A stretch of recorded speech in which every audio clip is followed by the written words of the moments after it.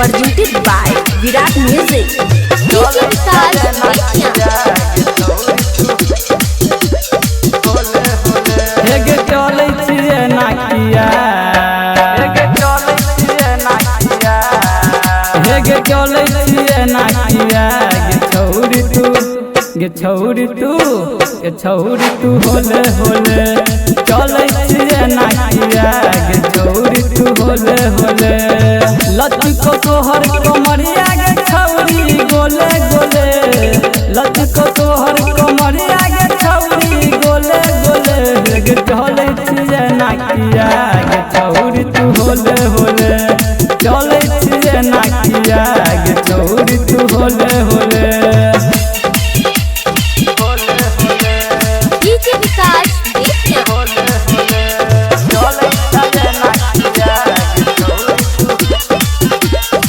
तोहर कमर भेलौ डाई मेज गे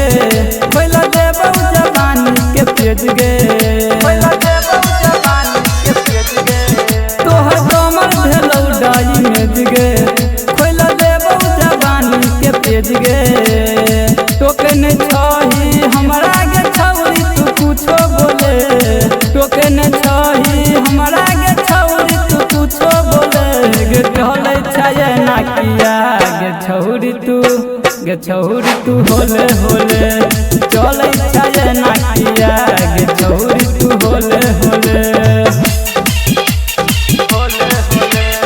DJ Vikas Media.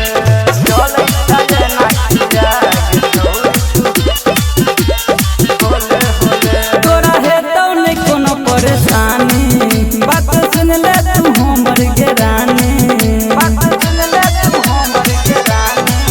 तोरा हेतौ नहीं कोनो परेशानी बात सुन ले तू हमर गे रानी राइटर रोहित दुर्गेश अशोक कहो इहे कले शिव चरण चौहान कहो हमरा संगे चले गे चले छाये नाकिया गे छौरी तू होले होले चले छाये नाकिया गे छौरी तू होले होले लचको तोहर कमरिया गे छौरी गोले गोले लचको तोहर